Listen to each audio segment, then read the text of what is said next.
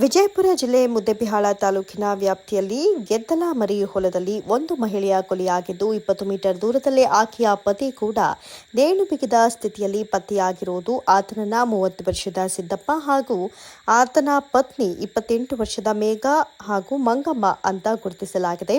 8 ವರ್ಷದ ಹಿಂದೆ ಇವರ ವಿವಾಹ ಕೂಡ ಆಗಿತ್ತು ಎನ್ನುವಂಥ ಮಾಹಿತಿ ಲಭ್ಯವಾಗಿದ್ದು 4 ಜನ ಮಕ್ಕಳು ಇದ್ರು ಎನ್ನುವಂಥ ಮಾಹಿತಿ ತನಿಖೆಯ ವೇಳೆ ಗೊತ್ತಾಗಿದೆ.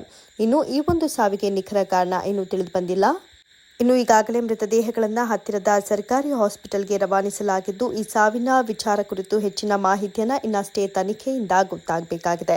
ಈ ಸಂಬಂಧ ಈಗಾಗಲೇ ಪ್ರಕರಣವನ್ನು ಪೊಲೀಸರು ದಾಖಲಿಸಿಕೊಂಡು ಹೆಚ್ಚಿನ ತನಿಖೆಯನ್ನು ಆರಂಭಿಸಿದ್ದಾರೆ. ಇದು ಕೊಲೆಯೋ ಅಥವಾ ಆತ್ಮಹತ್ಯೆಯೋ ಅಥವಾ ಯಾವ ಒಂದು ಕಾರಣಕ್ಕೆ ಈ ರೀತಿಯಾದಂತಹ ಪತಿ ಹಾಗೂ ಪತ್ನಿಯ ಕೊಲೆಯಾಗಿದೆ ಅಥವಾ ಆತ್ಮಹತ್ಯೆಯಾಗಿದೆ ಎನ್ನುವಂತಹ ಮಾಹಿತಿಯನ್ನು ಕುರಿತು ಈಗಾಗಲೇ ಪೊಲೀಸರು ಹೆಚ್ಚಿನ ತನಿಖೆಯನ್ನು ಕೈಗೊಂಡಿದ್ದಾರೆ.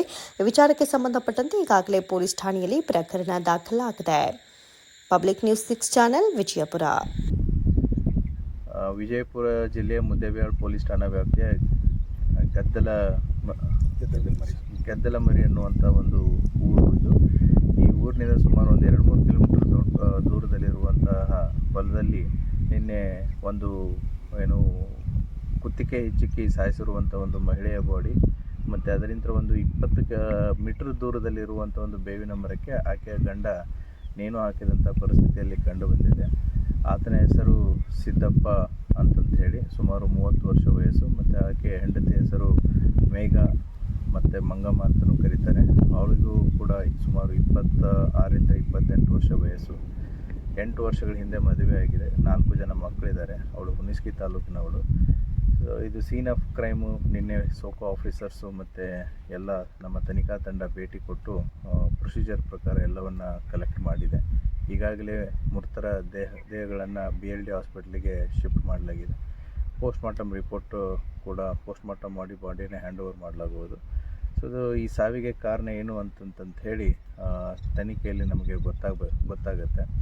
ಗಂಡ ಊರ್ಲಾಕೊಂಡು ಸತ್ತಿರೋದು ಮೇಲ್ನೋಟಕ್ಕೆ ಕಂಡು ಬರ್ತಾ ಇದೆ. ಮತ್ತು ಹೆಂಡತಿನೂ ಕೂಡ ಅವಳು ಹಾಕಿರುವಂಥ ಸೀರೆ ಅಂತಲೇ ಅವಳ ಕುತ್ತಿಗೆಯನ್ನು ಬಿಗಿದು ಸಾಯಿಸಿರೋದು ಕಂಡು ಬರ್ತಾ ಇದೆ. ಮತ್ತು ಇವರಿಬ್ಬರು ಬಾಡಿನೂ ಕೂಡ ಅಷ್ಟೇ 20 ಮೀಟರ್ ದೂರದಲ್ಲಿದೆ. ಈ ಹಿನ್ನೆಲೆಯಲ್ಲಿ ಪ್ರಕರಣವನ್ನು ಅವರು ಕಂಪ್ಲೇಂಟ್ ಕೊಟ್ಟ ತಕ್ಷಣ ಪ್ರಕರಣವನ್ನು ದಾಖಲಿಸಿಕೊಂಡು ತನಿಖೆಯನ್ನು ಕೈಗೊಳ್ಳಲಾಗುವುದು. ಸರ್, ಅನೈತಿಕ ಕಾರಣ ಸಂಬಂಧ ಅಂತ ಹೇಳಿದ್ರು.